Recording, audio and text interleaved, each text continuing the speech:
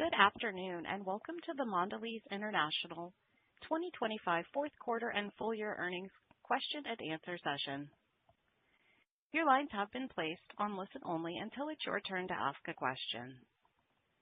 In order to ask a question, please press the star key followed by the number 1 on your touch-tone phone at any time. To remove yourself from the queue, press star 2. On today's call are Dirk Van de Put, Chairman and CEO, Luca Zaramella, COO and CFO, and Shep Dunlap, SVP of Investor Relations. Earlier this afternoon, the company posted a press release and prepared remarks, both of which are available on its website. During this call, the company will make forward-looking statements about performance. These statements are based on how the company sees things today.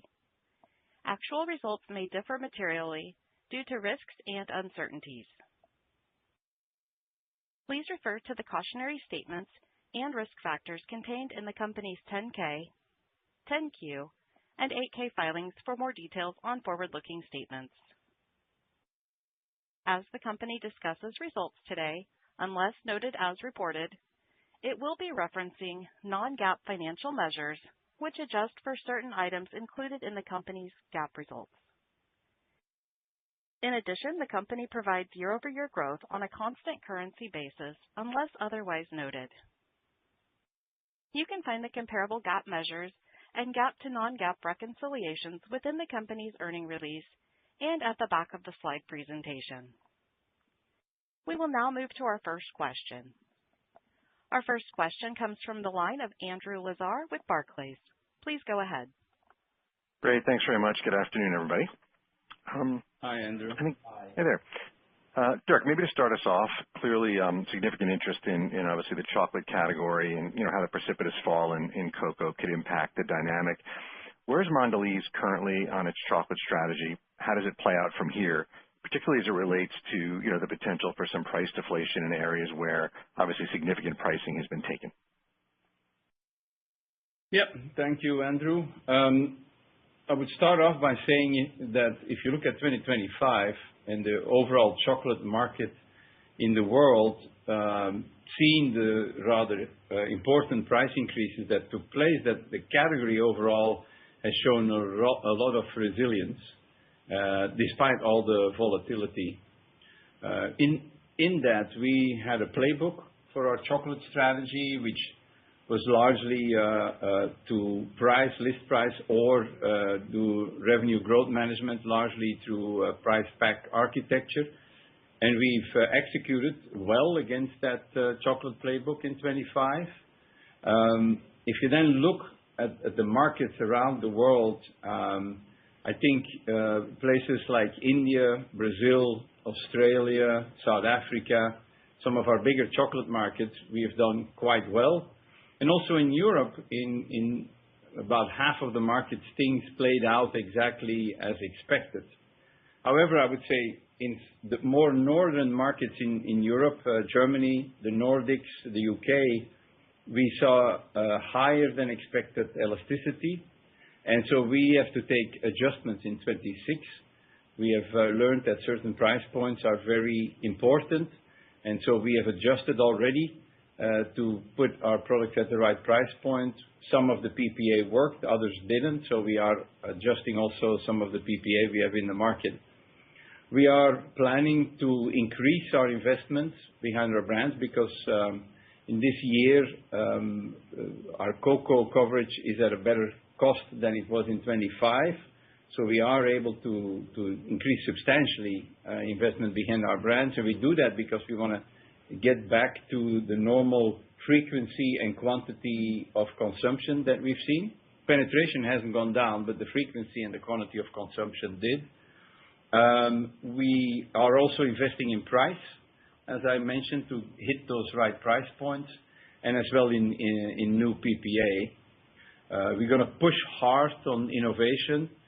We have our collaboration with Biscoff, which was very successful in 25, but it really is going to go to the next level in 26. So I think we've got a very strong innovation agenda led by Biscoff with a number of other things in Europe.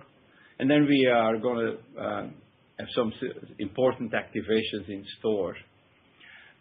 However, as you probably have seen in the last 2 weeks, suddenly the cocoa price has declined more than anybody would have expected, and this will have some short-term pressures, largely as it relates to probably have an industry or the larger players industry that have already are covered for 26 at a higher price than the current market price, and this could maybe give us some unexpected competitive reactions. And so we want to build in some flexibility in our guidance because we don't quite know how that is going to play out in the market in 26. What is good in all of this is that cocoa now has returned to a level that is much more in line with the historic price that we've seen. And that bodes very well for 27. As I said, we're already covered for 26. There's not a lot we can do anymore, but 27 certainly will benefit from this. So we see our chocolate business in 27 increase its margin in a considerable way. As it relates to 26, like I said, we're going to remain very agile. We're going to do all the things that we said, and then make sure we enter 27 with a lot of strength.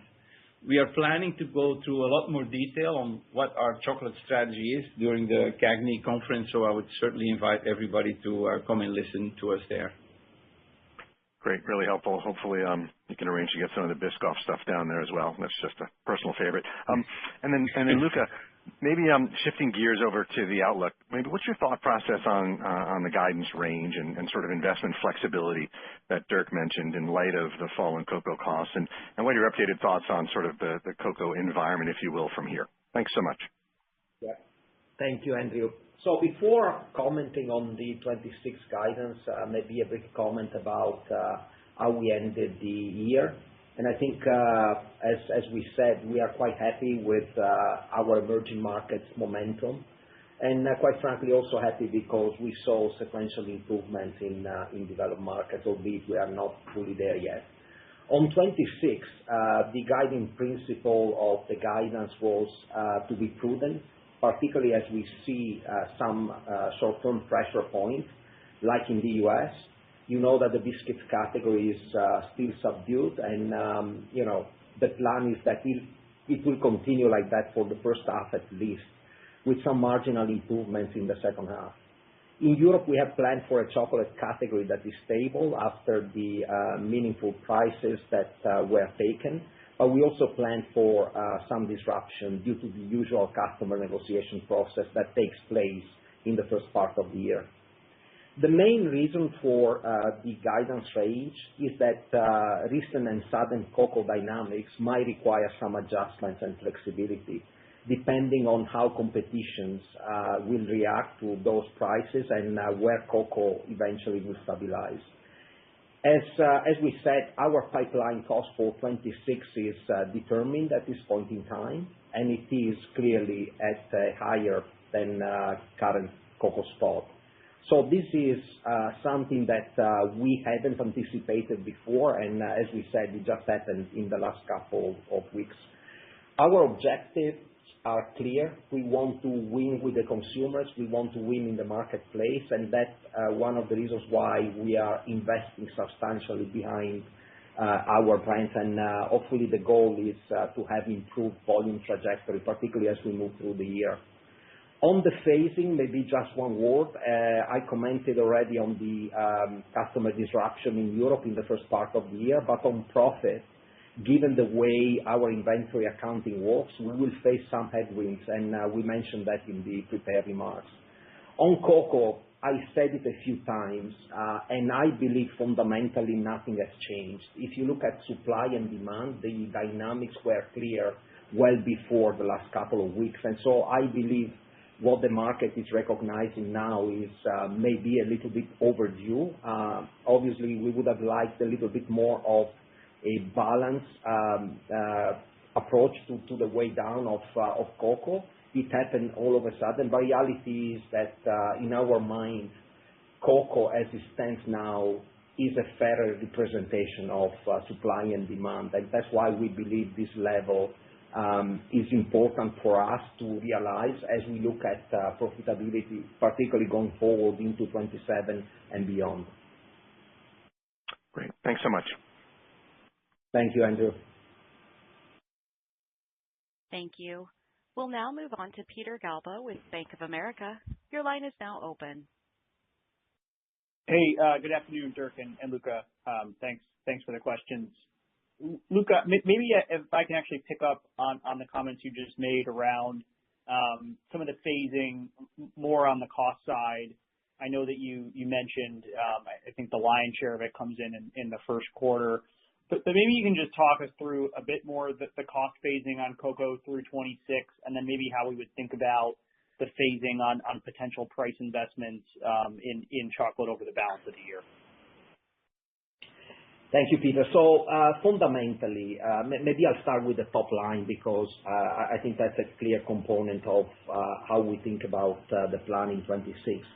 As you might imagine, at this level, we are not going to price cocoa further necessarily, but it is also important to know that our profit took quite a material hit in 2025, and so we were not certainly fully priced at the level of cocoa in 25, and albeit the pipeline cost is coming down in 26, we need to keep a level of pricing that is pretty much the same as we have in 25.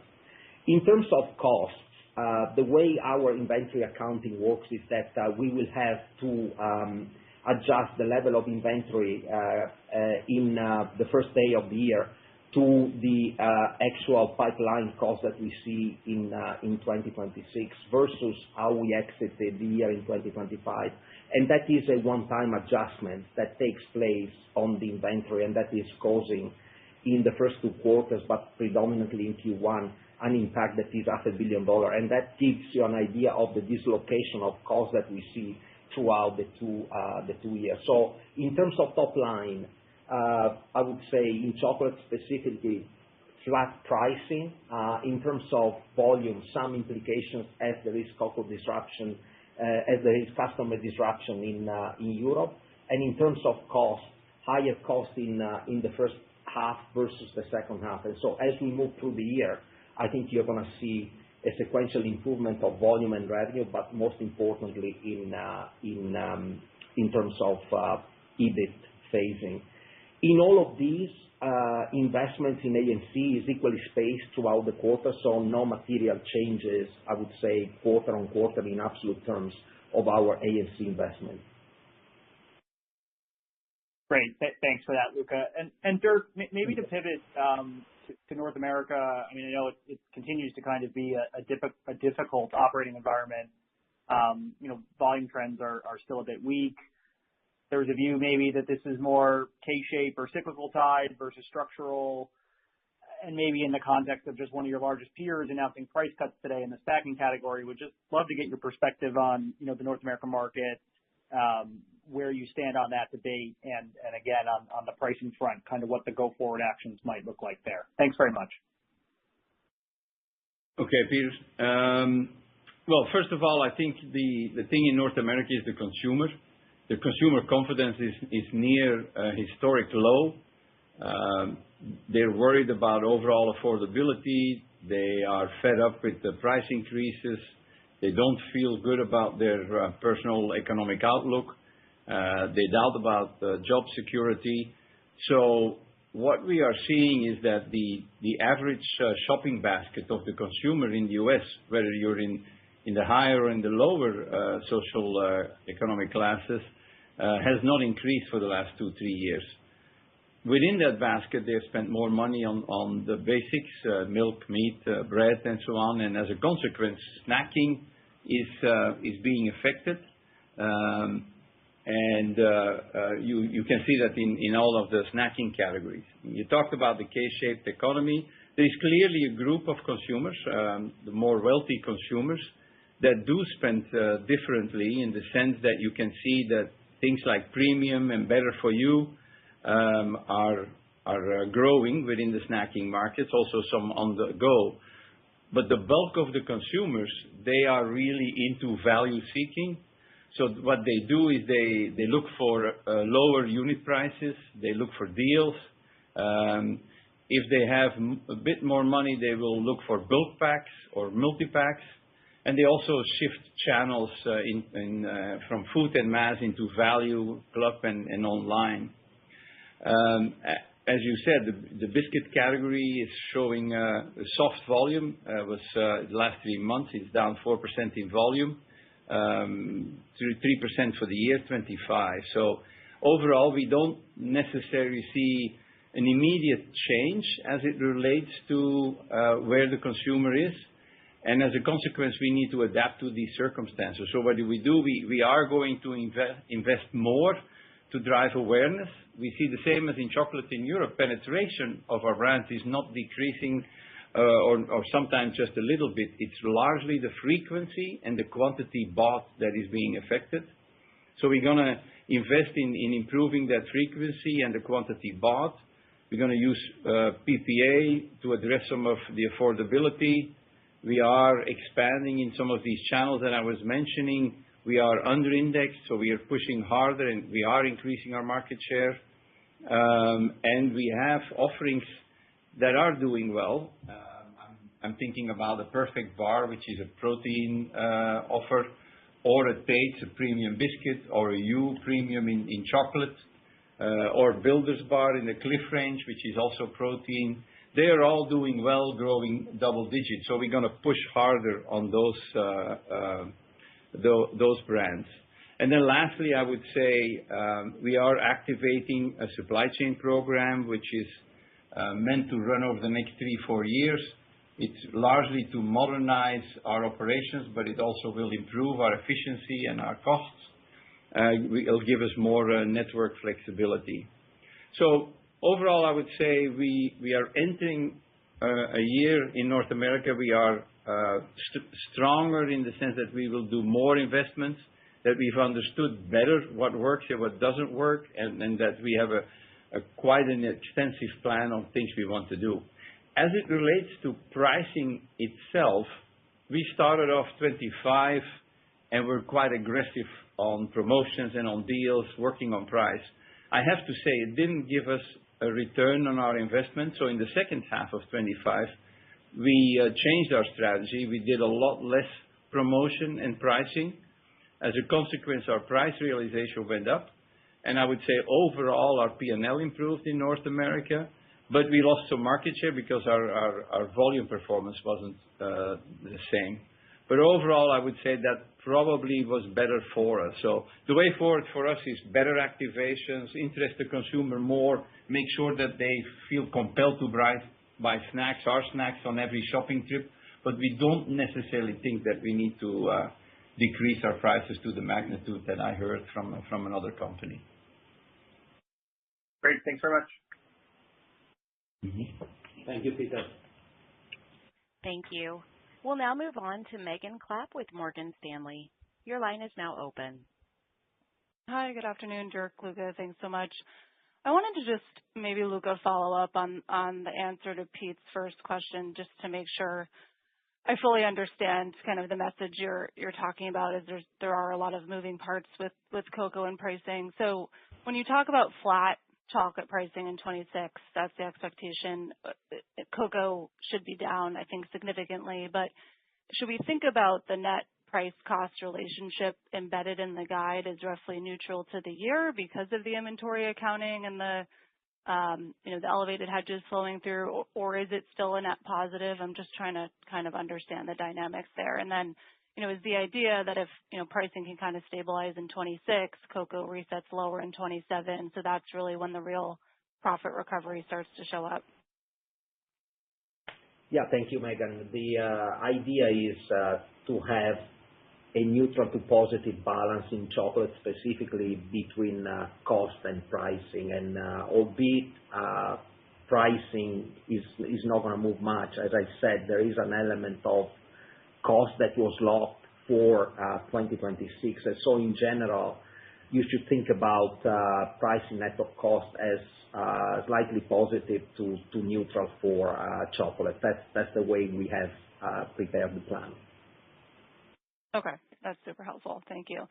And then just to come back to the organic sales outlook, 0 to 2%, you've got some nice momentum in emerging markets. I think finished the year around high single digits. So is that the expectation for 2026 that, emerging markets can kind of be in that high single digit range? And if so, I think mathematically would imply kind of developed markets decline in the low to mid single digit range. So, is that math fair, and just any way to kind of think about the U.S. versus Europe in relation to that?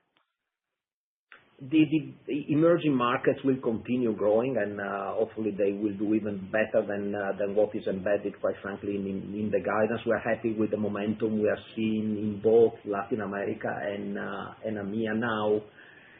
In both segments, we have a meaningful presence in chocolate. And if you look at how much we price, that contribution is not going to be there for 2026. But on the flip side, there should be less elasticity. Now, I would say majority of the volume declines that you see, particularly in EMEA, but also in Latin America, are due to PPA. So the volume momentum is really there when you take out the PPA impact. The idea for 2026 is, again, to grow this market pretty much at the same level, but there will be a little bit less contribution from pricing and more contribution from volume mix. Okay. Thanks, Luca. Thank you, Megan. Thank you. We'll now move on to Michael Lavery with Piper Sandler. Your line is now open. Thank you. Yeah, you touched on the advertising spend as a tailwind in 4Q, but you've talked about stepping up investments next year. Can you give a sense of order of magnitude, and would 2026 be basically back to normal? Is there any kind of push beyond that? How do we just think about what kind of investment level you've got in store for the year? So, Michael, if you look at the SG&A line, it was clearly down year-on-year, 25 on 24.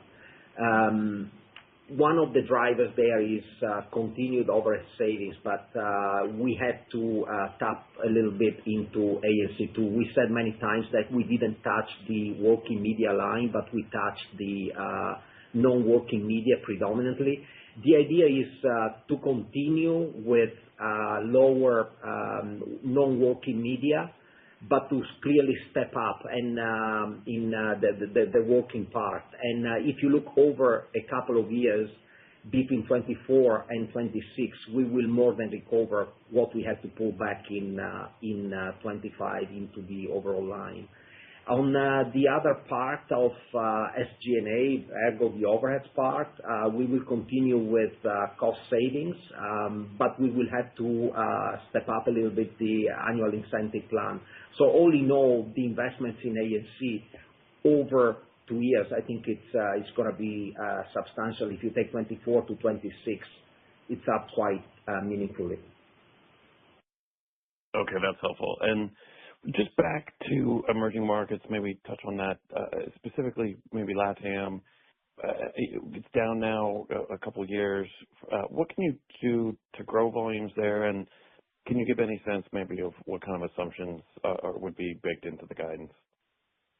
Look, I think the simple answer there is that in LATAM there is Argentina, which went through quite a bit of economic turmoil, and there were material issues in the country. And on top of that, we decided to protect working capital and not to extend payment terms to anybody. And we did quite, I believe, a good work in keeping the business in accordance to our operating principles that are protect cash in Argentina and bring the cash home. That's what we did. When you strip out Argentina and you look around, clearly Brazil got a little bit impacted by elasticity in chocolate, but Brazil is one of the best performing markets that we have, top and bottom line. They did an amazing job in terms of PPA and minimizing elasticity. We are growing quite well outside of chocolate. If you look at Mexico, there was a big comeback. The country is now in growth territory and doing fairly well. And so the two major markets in LATAM are doing quite well. It is Argentina masking a little bit the performance of the region. Okay, that's helpful. Thanks so much. Thank you. We'll now move on to Chris Carey with Wells Fargo Securities. Your line is now open. Hi, everyone. Thank you for the question. I wanted to start with this comment on the company's goal to demonstrate the significant volume trajectory change over the course of 2026.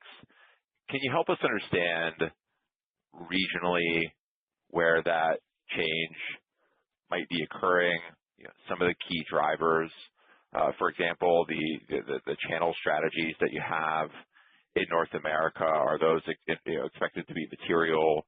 European or comps in Europe get quite a bit easier into the back half of the year. You mentioned the piece with PPA impacting emerging market volumes a touch, and elasticity is getting better. Just give us a sense of what significant volume trajectory improvement looks like and contextualizing a bit where that's coming from and why. Yes. I mean, if I go through the regions, we clearly expect EMEA overall, if you look at how we're doing in India, in Australia, China, coming back. So we see EMEA as being a big source of volume growth for us. So that's certainly a region where we will see some good performance. If we then look to Latin America, as Luca was saying, there also we think that it's going to be quite a good year for us. North America, as I was explaining, the consumer confidence isn't there. The biscuit category is soft. We expect that the volume decline that you see in the category of 4% will ease, but we are not exactly counting on volume growth in North America. And then in Europe, what I expect there is that first of all, in our other categories, we had a pretty good year already in 25. We expect that to continue. I'm talking about biscuits, cakes, and pastries and meals. And in chocolate, the price increase, as we discussed, is going to ease. In fact, we are readjusting some of our pricing in certain markets. So all that we expect also will have a positive effect on volumes as compared to 25. So hopefully that gives you an idea where the volume growth is going to come from. The phasing during the year is as these different activities come to bear. We expect that gradually to be better, and also the lapping effect will help us over the year. That's great. And I know it's been broached a bit, but just to confirm, as we get into 2027, and really I'm asking just because it was included in the prepared remarks, can you give us a sense of the investments that will have been lapped going into 2027? Should we expect the media investment to be done in 26, the rebasing of media, the rebasing of comp, the investments into channel expansion strategies, such that going into 2027, we're really just thinking about an improved complexion of the top line, gross margins, getting a bit more life against a lower cocoa price and more operating leverage to SG&A?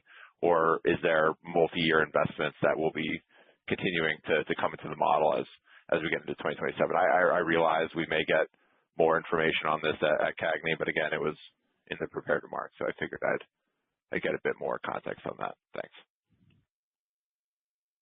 Yeah. So as we explained, so in 26 we are taking a step forward and significantly increase our investment in working media as compared to 25. Taking into account that 25 we took a step down, largely in non-working media, but also a little bit in working media.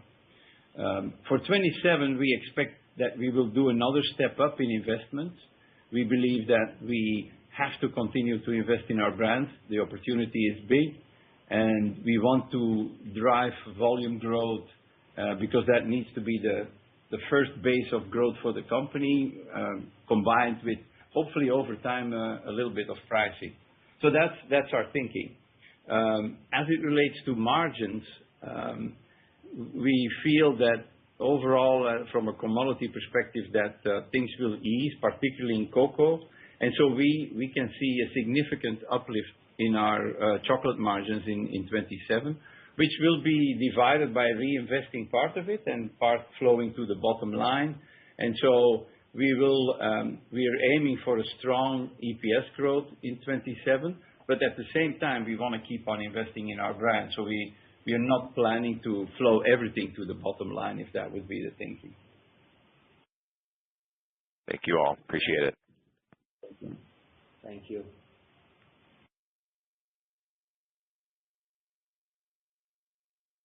Thank you. And we'll go next to David Palmer with Evercore ISI. Your line is now open. Thank you. Sort of a big picture question on European chocolate in your division there. I wonder, how are you thinking about the path to a profitability recovery there to sort of a pre-25 levels that we saw for a few years? If you think that is even the norm, that where we saw profitability there, and I wonder, with prices having come down, is 27 the beginning of a recovery? And is there a path back to pre-25 levels of profitability, and how do you think that would play out? And I have a follow-up. So the idea, David, is to go back to the profit pool as it used to be, and hopefully even a little bit better, because remember, we really have growth opportunities even in Europe, and quite frankly, we still have to invest quite a bit of A&C and expand both in the developed part of Europe, but also in the developing part of Europe. We still have plenty of opportunities in terms of price points, channels, segment within chocolate, and our goal is to grow the chocolate business in Europe after the meaningful price increases we have taken in 25.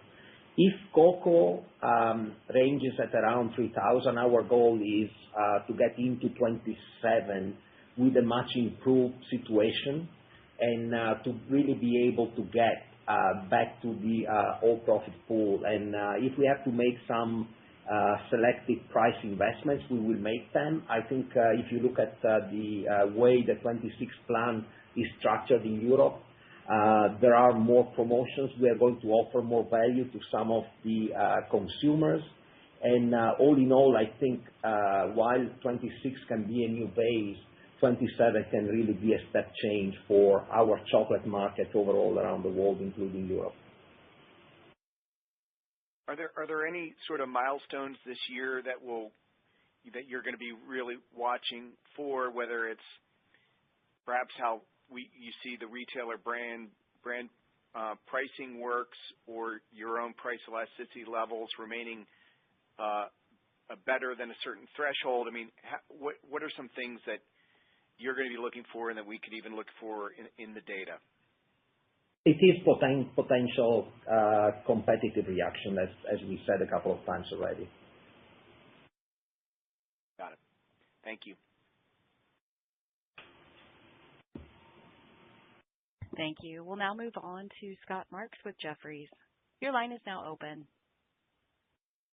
Hey, good afternoon, all. Thanks so much for taking our questions.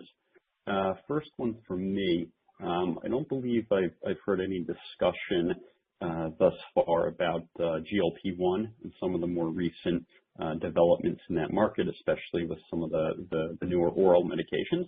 So just wondering if you can share a bit about how you're thinking about that, and what you're expecting, on that front for this year and beyond. Thanks. Yes. We model it out every quarter, basically based on the latest information. We have noted the fact that the price of some of it has come down. We have noted that there is oral being approved. We've taken into account the estimates as it relates to that. I have to say that up to our opinion, that will not significantly change the estimates that we've had so far. The estimates we had so far, first of all, we do not see a short-term impact on our business, because there is a very modest adoption rate right now, and also the calorie reduction is relatively benign that we see. If we expand 10 years and we take an adoption rate in the U.S., which would be somewhere between 10% and 20%, even then, we do not see a significant effect on our overall business. We believe that over that period of time, it could have a 0.5% to 1.5% effect on our overall volumes, so almost negligible over a period of 10 years. At this stage, I can't say that we feel that it is having a major impact on our business. Appreciate the color there. Maybe next question from me. You made some comments in the prepared remarks about continued investment in cocoa growing regions, maybe outside of West Africa. Just wondering if you can share an update on some of those investments and how you're thinking about those moving forward relative to kind of the traditional cocoa growing regions. Thanks. Yes, I think it's just better from an overall long-term risk management perspective that we balance our supply of cocoa into different geographical regions. Those regions are largely Latin America, mainly, and also a little bit in Asia, in places like India and Indonesia. In Latin America, the countries that are stepping up are largely Ecuador and Brazil, different farming models. In Brazil, we see some large farms coming up, and we are having long-term agreements with them to supply us. And then in Ecuador, it's smaller farmers, but who are getting together, and we see those countries significantly increase their output. And so over time, that might not give the best cocoa price, but we think the current price that we see should be sustainable. But it will significantly decrease the risk of events like a bad crop or a disease that affects the crop in a country, that is going to have a big impact on the overall cocoa market, as we currently see, whereby Ghana and Ivory Coast have close to 60%, 65% of the global cocoa supply. The other one I would say that is worthwhile is that I think over time there will be more and more lab-grown cocoa that will become available, not GMO, but lab-grown. And we think that there will be an interest from the European Commission and the U.S. government to approve that sort of cocoa. Why? Because it has significant beneficial effect in the sense that all the negatives that surround the cocoa supply chain would not be there as it relates to climate and other social effects. So in that sense, that's also a direction that we are investing in and supporting. Appreciate it. Thanks. Pass it on. Thank you. I think that was the last question for today. I would like to thank you for your attention. I would like to reiterate the fact that we will be going deeper in CAGNY into the European chocolate situation and give you the details on how we're planning to tackle it. We'll also go deeper in our North American situation and what our plans are there. And we will cover the emerging markets and, of course, our financial outlook. So we're looking forward to see you there to spend some more time explaining our business to you.